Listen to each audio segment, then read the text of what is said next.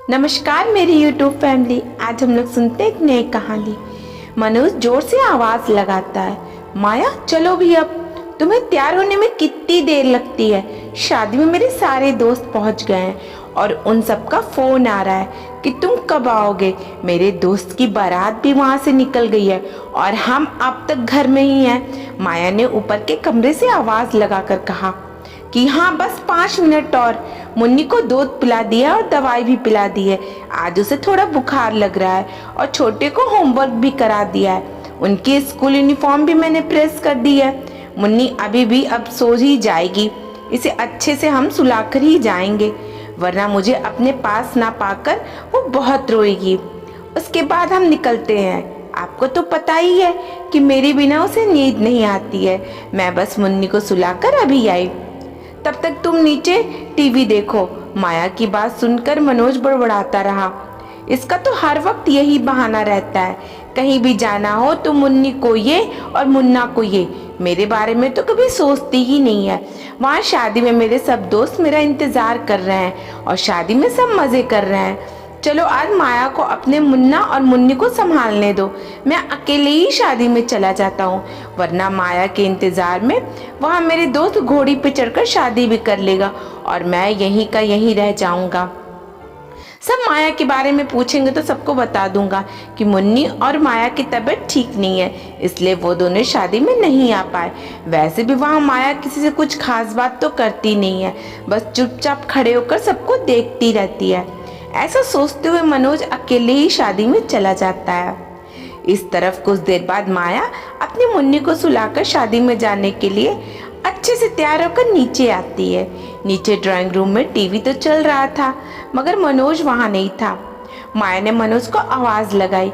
इधर उधर रसोई में, वॉशरूम में, हर जगह देखा, मगर मनोज कहीं दिखा ही नहीं। फिर माया ने मनोज को कॉल किया, ये जानने के लिए कि वो कहाँ है। माया के 3-4 कॉल का मनोज ने कोई जवाब नहीं दिया। जब मनोज ने फोन नहीं उठाया तो माया मनोज के लिए परेशान होने लगी। माया मन ही मन सोचने लगी कि क्या बात होगी कि मनोज यूं अचानक से कहीं बिना बताए चले गए। चाहे मनोज जैसा भी हो, उसने आज तक ऐसा तो कभी नहीं किया। मनोज आवाज लगाकर मुझे कहकर ही जाते हैं, मगर आज ऐसे कैसे? उन्हें कुछ तो हुआ तो नहीं है? मनोज ठीक तो होंगे ना? माया मनोज के बारे में सोच सोचकर ऐसे ही छटपटाने लगी। बस कुछ ही देर मनोज को ना दिखने से और उसका फोन ना लगने से माया के मन में अजीब अजीब ख्याल आने लगे। उस तरफ मनोज अकेले ही अपने दोस्त की शादी में चला गया और उसने दोस्तों से ये कहा कि माया और मुन्नी की तबीयत आज कुछ ठीक नहीं है, इसलिए माया शादी में ना आ पाई और शादी में दोस्तों के साथ मस्ती करने लगा और अच्छे से शादी वाला मज़ेदार खाना भी खाया। इस तरफ माया मनोज को लगातार फ़ोन लगा रही थी। तब मनोज ने माया को मैसेज किया कि मैं यहाँ अपने दोस्त के यहाँ शादी में आ गया हूँ। आप बार बार फ़ोन करके मुझे परेशान मत करो। तुमने तैयार होने में बहुत देर कर दी। अब तुम मुन्नी के साथ ही सो जाओ, मैं रात को देर से आऊँगा। मनोज का मैसेज पढ़ते ही माया की जान में जान आ गई। चलो मनोज ठीक तो है, लेकिन दूसरे ही पल माया के दिल में ही ख्याल आया कि ऐसे भी क्या जल्दी है जाने की। मैं अपने बच्चों की वजह से ही तो लेट हुई थी। क्या मनोज मेरा इतना भी इंतज़ार ना कर पाया? क्या मुन्ना और मुन्नी सिर्फ और सिर्फ मेरे बच्चे हैं? बच्चों की जिम्मेदारी सिर्फ मेरी ही जिम्मेदारी है? क्या बच्चों की और उनकी कोई जिम्मेदारी नहीं है? शादी से पहले तो कितनी बातें बनाते थे, तू जिस गली ना हो उस गली से हम गुजरेंगे भी नहीं, और भी ना जाने क्या क्या। अब क्या हुआ? तेरे सारे वादे झूठे, सोचते हुए माया अपने कमरे में जाकर अपने आप को आईने में देर तक बस एक टक निहारती ही रह गई। तभी माया के मोबाइल में फिर से मैसेज आया। उसने नोटिफिकेशन में देखा तो मनोज ने अपने दोस्त के साथ की फ़ोटो इंस्टाग्राम में पोस्ट की थी, जिसे वो अपने दोस्तों के साथ बहुत ही खुश नज़र आ रहा था। और इस तरफ माया का दिल दर्द से रो रहा था, क्योंकि ये आज की बात नहीं है। मनोज को अब दर्द देने की आदत सी हो गई थी और माया को दर्द सहने की हिम्मत दिन ब दिन टूटती जा रही थी। आज माया के आंखों में अब नींद कहाँ। माया पूरी रात अपने दोनों बच्चों को देखती ही रही। मनोज का इंतज़ार करती रही। आज तो मैं मनोज से पूछ के ही रहूँगी कि बच्चों की तरफ उसकी कोई जिम्मेदारी है भी या नहीं। वो मुझे यूं ही अकेले छोड़कर कैसे जा सकता है। वैसे आज तक माया ने मनोज से नहीं कोई सवाल किया और ना ही कोई मनोज के साथ ऊंची आवाज़ में बात की। चाहे मनोज जितना भी गुस्सा हो या चिल्लाए, माया अपने अंदर कई सवालों की पोटली बनाए जा रही थी। इन्हीं सब कश्मकश के बीच कल कब सुबह हो गई माया को पता ही नहीं चला। और सुबह होते होते माया के मोबाइल में मनोज का फिर से एक और मैसेज आया, जिसमें लिखा था कि माया, मैं तुमसे थक गया हूँ, अब मुझे तुमसे डिवोर्स चाहिए। ऐसा मैसेज पढ़ते ही माया के पैरों तले से जमीन ही खिसक गई। वो सोचने लगी, इतनी सी देरी के लिए इतनी बड़ी सज़ा, या मैं इतनी बुरी हूँ, या मैं सुंदर नहीं हूँ, या मैंने अपनी जिम्मेदारी ठीक से नहीं निभाई।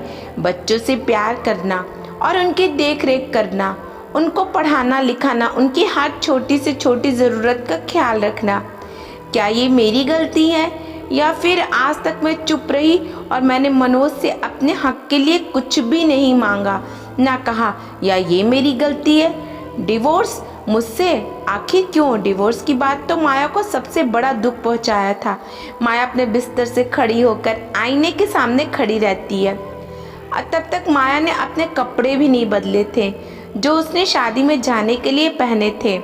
माया की आंखों के सामने उसका गुजरा हुआ पल आने लगता है। कुछ साल पहले जैसे कि माया के पापा माया को समझा रहे थे कि बेटा पहले अपनी पढ़ाई पूरी कर, दो बाद में आराम से शादी के बारे में सोचेंगे। मेरे लिए तेरी पसंद के लड़कों को मैं लाइन लगा दूंगा। हाँ, मगर मनोज कुछ ठीक नहीं लगा मुझे। मगर उस वक्त माया ने अपने पापा की बात को नज़रअंदाज कर दिया और माया ने मनोज के साथ भाग के चुपके से शादी कर ली। माया के पापा ने ऐसा सोचा भी नहीं था कि उनकी बेटी ऐसा करेगी। इस तरफ पहले तो सब ठीक रहा, मगर बाद में मनोज पे और माया पे जिम्मेदारी बढ़ने लगी। माया घर के कामों में और बच्चे संभालने में व्यस्त रहने लगी और मनोज को फिर से अपना दिल बहलाने के लिए लड़की की ज़रूरत पड़ने लगी। मनोज देर रात तक अपनी गर्लफ्रेंड से फ़ोन पे बातें करता। माया दरवाजे के पीछे छुपकर सब सुन लिया करती थी, मगर मनोज से कभी इस बारे में सवाल ना कर पाई। बात और बढ़ने लगी। अब तो वो रात को घर से में चला जाता और सुबह आता, या तो कभी कभी सुबह जल्दी निकल जाता और रात को देर से आता। मनोज का माया पे जैसे ध्यान ही नहीं है। माया घर में क्या कर रही है और कैसी होगी? माया बार बार मनोज को फ़ोन किया करती, मगर तब भी मनोज माया के 10 कॉल में से एक कॉल का ही जवाब देता। और इसी बीच अगर कभी बच्चे कभी कोई गलती करे तो भी मनोज माया को ही सुनाता। आखिर आज तक तूने बच्चों को सिखाया ही क्या है? पूरा दिन तुम आखिर घर में काम करती ही क्या हो? मुफ्त की रोटियां ही तो तोड़ती हो। और तुम्हारे लाड प्यार में दोनों बच्चे बिगड़ गए हैं। देखो कैसे सबके सामने शैतानी करते रहते हैं, और अब तो मेरे सामने मुंह पे जवाब भी देना सीख गए हैं। ये सब तुमने ही तो सिखाया है ना दोनों को। माया गम में डूबी रह जाती कि क्या सच में इसमें भी मेरी गलती है? मैंने बच्चों को कुछ नहीं सिखाया। और माया हर बात की तरह चुप हो जाती थी। उसके पास मनोज के सवाल को उस वक्त कोई जवाब नहीं होता था। माया की पढ़ाई भी इस प्यार के चक्कर में अधूरी रह गई। माया पहले से ही बहुत शांत स्वभाव की थी। उससे किसी से झगड़ा करना या किसी से ऊंची आवाज़ में बात करना सीखी ही नहीं थी। छोटी छोटी बात पे मनोज गुस्सा हो जाता, तब भी माया चुप रह जाती। ऐसे और भी कई बातें जो माया के दिल को दर्द पहुंचाती थी, लेकिन आज तो माया का दिल एकदम से टूट ही गया। उसने इतनी कोशिश के बावजूद भी मनोज उससे दूर ही रहता। माया के अंदर जैसे युद्ध चल रहा था। इतने सालों में उसने मनोज के लिए क्या कुछ नहीं किया। एक के बाद एक सब याद आने लगा। जो दर्द माया ने इतने साल सहा, मैंने तो सोचा भी नहीं था। तेरे साथ चलते चलते ज़िंदगी की राह आसान हो जाएगी। मैंने तो तुमसे बिना किसी शर्त बेपनाह प्यार किया, मगर ये कैसा दर्द दिया पिया तूने मुझे। अभी तो माया का दर्द कम भी नहीं हुआ था कि मनोज ने आज तो बदतमीज़ी की सारी हदें पार कर दी। आज तो मनोज अपने साथ एक लड़की को घर लेकर आया और माया और बच्चों के सामने ही उसी के बिस्तर पर बैठ जाता है। माया उसी वक्त अपने दोनों बच्चों को लेकर अपना सामान लिए घर छोड़कर अपने पापा के घर चली जाती है। माया ने अपने पापा के घर का दरवाज़ा खटखटाया। माया के पापा ने दरवाज़ा खोला। सामने दो बच्चे और सामान के साथ अपनी बेटी को ऐसी हालत देखकर माया के पापा ने अंदाज़ा लगा लिया कि माया सच में तकलीफ़ में है, इसलिए उन्होंने माया को घर के अंदर आने दिया। माया ने अपने पापा के पैर पकड़ लिए और कहा, पापा मुझे माफ़ कर दो, मुझसे बहुत बड़ी गलती हो गई। आप सच ही कहते थे कि मनोज अच्छा लड़का नहीं है, लेकिन मैं उस वक्त उसके प्यार में अंधी हो गई थी, जो आपके लाख समझाने पर भी मैं नहीं मानी। मैंने आपका बहुत दिल दुखाया है, मुझे प्लीज़ माफ़ कर दीजिए पापा। माया के पापा ने अपनी बेटी माया को गले से लगा दिया और कहा, पहले तो तुम रोना बंद करो। तुम्हें पता है ना कि मैं तुम्हारी आंखों में आंसू नहीं देख सकता। इसी बात पे कई बार तुम्हारी माँ से झगड़ा भी हो जाता था। और रही माफ़ करने की बात, तो माफ़ तो मैंने तुम्हें कब का कर दिया था, मगर तुम उसके बाद कभी आई ही नहीं और ना ही हमें मिलने की तुमने कोशिश की। तो हमने सोचा तुम मनोज के साथ खुश होगी, मगर इतने साल बाद आज अचानक क्या हुआ? माया ने कहा, क्या कुछ नहीं हुआ। आपको मैं अपनी तकलीफ़ नहीं बताना चाहती थी, और कहती भी तो क्या मुंह लेकर। मैंने आपकी मर्ज़ी के खिलाफ जो शादी की थी, तो मैंने सोचा कि जो भी करना है बस मुझे ही करना है, इसलिए मैंने मनोज को समझाने और सुधारने की अपनी ओर से बहुत कोशिश की, मगर अब पानी सर से ऊपर पहुंच गया और उसकी बदतमीज़ी में और नहीं सह सकती, इसलिए आपके पास चली आई। और जाती भी तो कहाँ, आप दोनों के अलावा मेरा इस दुनिया में है ही कौन। बस कुछ ही दिन पापा, उसके बाद मैं अपने और अपने बच्चे के लिए रहने का इंतज़ाम कर ही लूँगी। माया के पापा ने कहा, ऐसा क्यों कहती हो, ये अब भी तुम्हारा अपना ही तो घर है। बहुत अच्छा किया बेटी जो तू यहाँ चली आई, आखिर हम तुम्हारे माँ बाप हैं और माँ बाप अपने बच्चों का साथ कभी नहीं छोड़ते हैं। माँ बाप का दिल बहुत बड़ा होता है, वो किसी भी हाल में अपने बच्चों को माफ़ कर ही देते हैं। अब तुम्हें फिक्र करने की कोई ज़रूरत नहीं है, तुम अब से हमारे साथ ही रहोगी। और रही बात तुम्हारे और मनोज के रिश्ते की, तो जहाँ तक मैं तुम्हें जानता हूँ वहाँ तक तुम ऐसी कोई गलती कर ही नहीं सकती जिससे कि मनोज गुस्सा हो। गलती ज़रूर उसी नालायक की ही होगी। माया के पापा ने माया को अपनी पढ़ाई पूरी करने को कहा।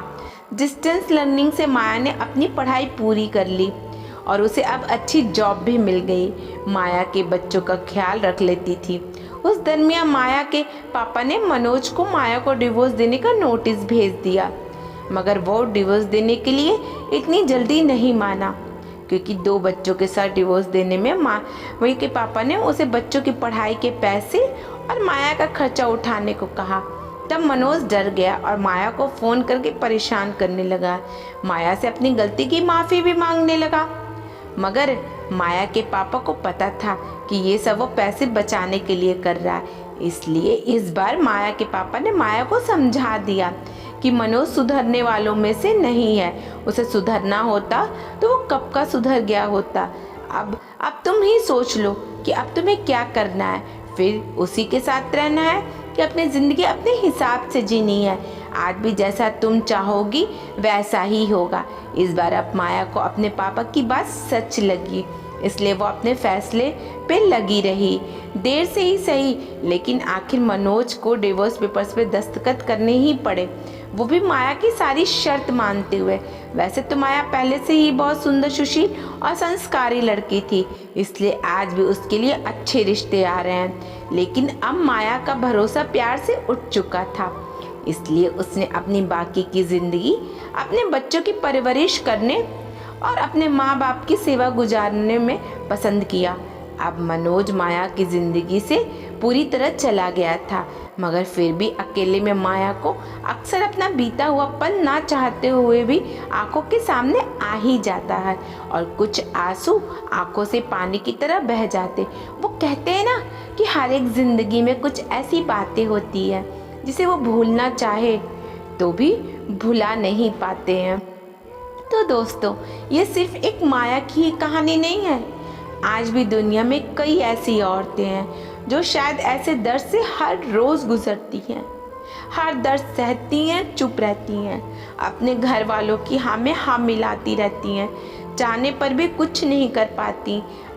अपना अपमान उसे पल पल याद रहता है, मगर फिर भी बच्चों और परिवार वाले और माँ बाप की वजह से वो चुप रह जाती हैं, हर गम हर दर्द सह जाती हैं, मगर आखिर कब तक।